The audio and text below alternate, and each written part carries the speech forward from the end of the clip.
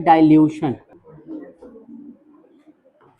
Topic का dilution मतलब क्या होता है इसका, कि जब भी कभी कोई एक मटेरियल हमारे पास है, सपोज करो कि हमारे पास एक कंटेनर है, ठीक है।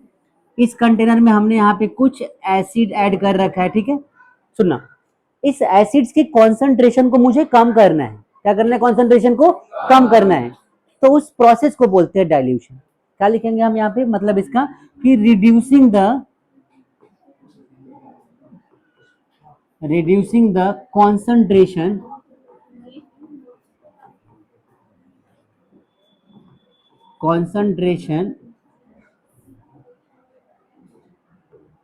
of acid and bases। पूरी बात समझना, of acids and bases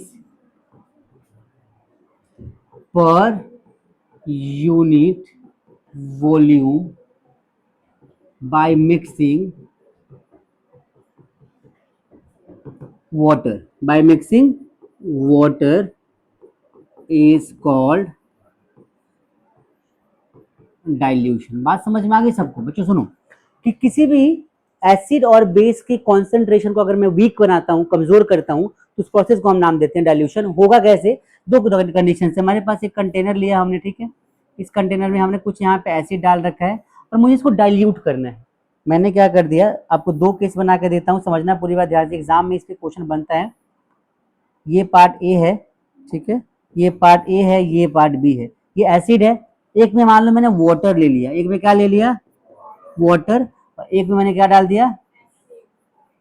acids. अब क्या करना है मुझे? अब मैं ये करने वाला हूं कि एक वाले में मैं क्या करूंगा, एक वाले में मैं एसिड ऐड करूंगा और दूसरे वाले में क्या ऐड करूंगा?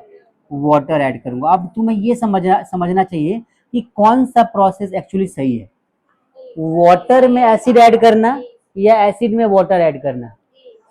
तो बच्चों, वाटर के अंदर एसिड ऐड किया जाता है, और इसलिए क्योंकि ये रिएक्शन एक्सोथर्मिक ना हो जाए।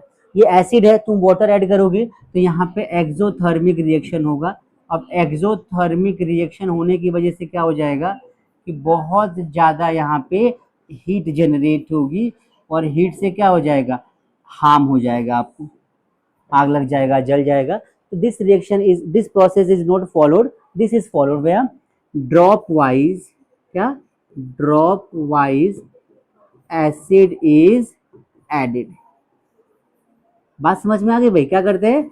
ड्रॉप वाइज एसिड्स को ऐड करते हैं वाटर के अंदर to reduce the concentration, and this process is called dilution. आई बात समझ में? कई बार एग्जाम में इसमें मल्टीपल क्वेश्चंस बनते हैं कि भाई H2O में वाटर ही एसिड क्यों ऐड करते हैं, वाटर क्यों नहीं?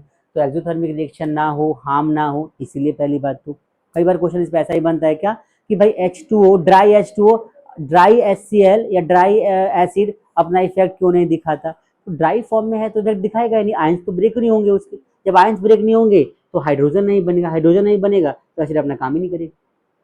आई बात समझ में? ये मल्टीपल क्वेश्चंस आपके बुक में है जहां पे आपको समझना